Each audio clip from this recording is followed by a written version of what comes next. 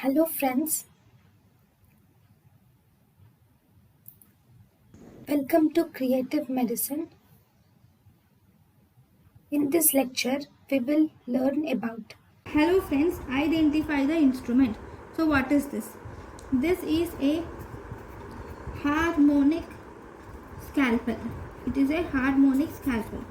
So what is it use? It uses ultrasonography technology.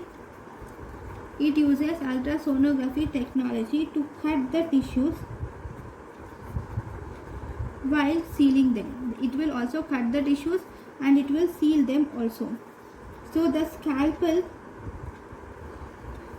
vibrates at the rate of 20,000 to 50,000 hertz.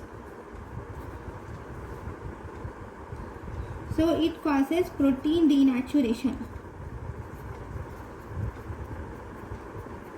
Okay, so this is about harmonic scalpel. Thank you. thank you and thank you for watching.